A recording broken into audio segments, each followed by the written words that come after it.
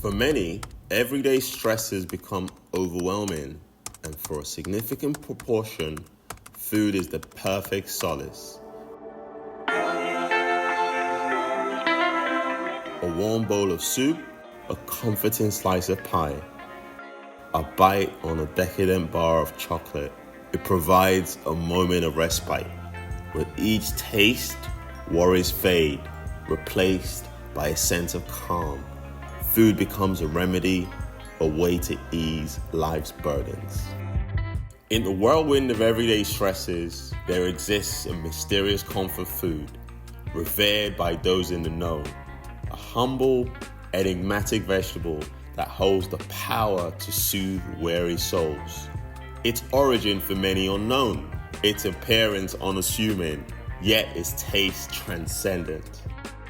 As the veil is lifted, its identity is finally revealed. The humble okra.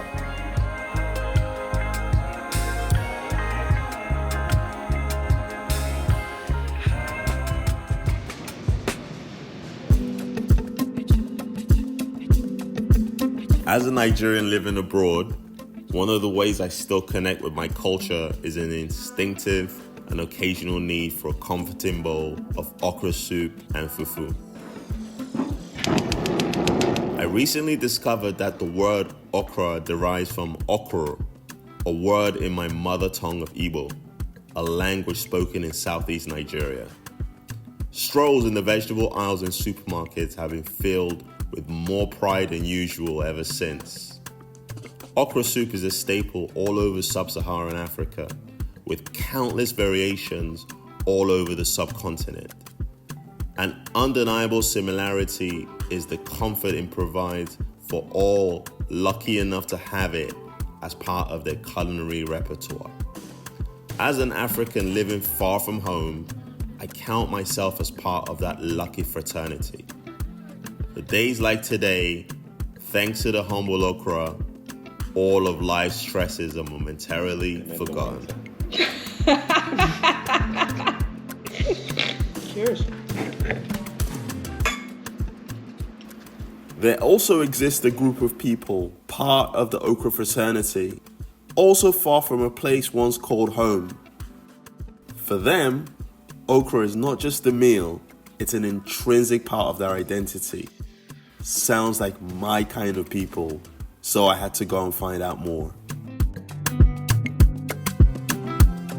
The Gullah Geechee people, the descendants of enslaved Africans who settled along the coastal regions of the southeastern United States, particularly in the low country of South Carolina and Georgia.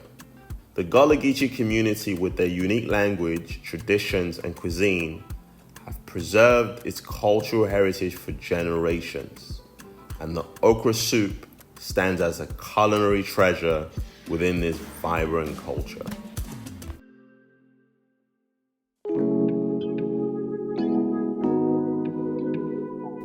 For the Gullah Geechee, okra soup is more than just a comforting meal.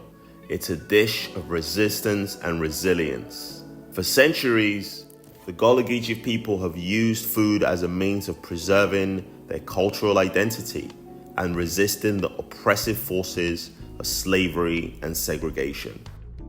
Through their rich culinary traditions like the okra soup, they have retained a connection to their African roots while adapting to challenges of their new environment.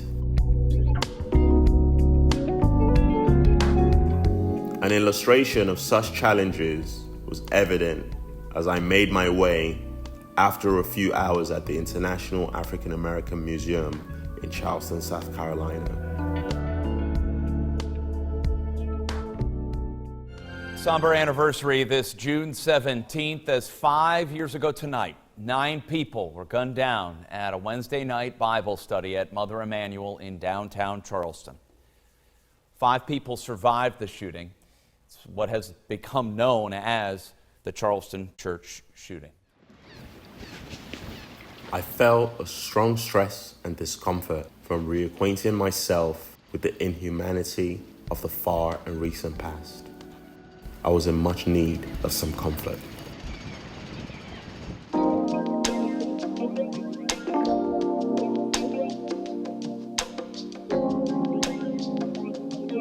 So today we're in Bertha's kitchen, the famous Bertha's kitchen in North Charleston, South Carolina.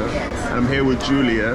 Julia, thank you so much for your time. Thank you. So tell me a little bit more about your okra, the okra soup. Okay, the okra is very tender and savory. It's cooked with sauce and meat. And a lot of the locals here, a lot of people grow a lot of the fresh okra here and cut and season themselves. A lot of people like the okra. A lot of the Gullah Geechee nation people come through, and everybody that's looking for Gullah Geechee food, and they always try the okra. It's very well known. A lot of people talk about it, and a lot of people always come and say, hey, let me try that. Thank you so much. Thank you. I really appreciate you. You're Thank you so welcome. much. Thank Thank you. you. Look what we have.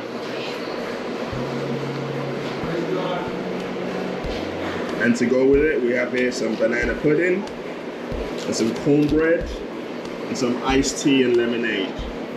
As I savor the flavors of the Chesapeake okra soup and celebrate its cultural roots, let us also honor the enduring legacy of the Gullah Geechee community and the invaluable contributions of African American culinary traditions to American cuisine as a whole.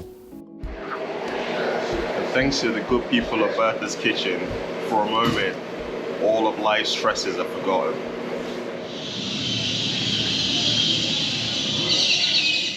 Earlier in the day, as I spent time at an International African American Museum, one particular section of the museum caught my eye.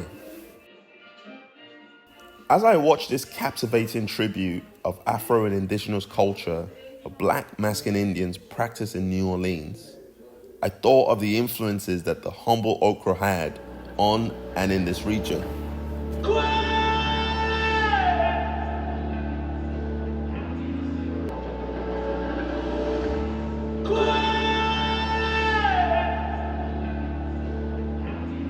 As okra made its way to the shores of Louisiana, it encountered a melting pot of culinary influences. Here, it mingled with Creole and Cajun flavors to create the iconic dish known as gumbo. Tina, lovely Tina at Lola, right? Yep, so right. So that's a Louisiana kind of style restaurant out here in Charleston, South Carolina. So Tina, tell me, right? So I'm really interested in gumbo, and that's why I came here today. So tell me, what is the relationship between okra and gumbo? Like, what types of different gumbo do you have in Louisiana, and when would you add okra to the dish? Okay, well, you know, okra is an essential part of gumbo. It's that African influence that comes into making that food. Here we offer a seafood gumbo and we offer a chicken and sausage gumbo. Okay. And in Louisiana, it's just a personal preference. Some people like to add okra to their gumbo. Some people like it without. It's just honestly what you prefer. Right, I see. Okay, well, thank you so much. This hearty stew, with its rich layers of flavor and history, has become quite a Southern staple, beloved by all who taste it. Much like the West African okra soup, gumbo is highly adaptable, allowing for variations based on personal preferences, regional differences, and ingredient availability. Whether it's the seafood gumbo from the Gulf Coast, a chicken and sausage gumbo from Cajun country, or a vegetarian gumbo with okra and tomatoes. There is a version of gumbo to suit every taste and dietary need. The word that brings all these variations together, gumbo, is derived from the word in the Bantu languages of Central Africa for okra. This speaks a lot of the significance and influence of this humble vegetable. That was very, very good. As okra has traveled all over the world, its comforting appeal lies in its ability to evoke feelings of warmth, nostalgia, and togetherness, making it a beloved dish cherished by many. As many all over the world sit down to enjoy their okra dish, collectively, for a brief yet significant and very precious moment, thanks to the comfort provided by the humble okra, life's stresses are forgotten.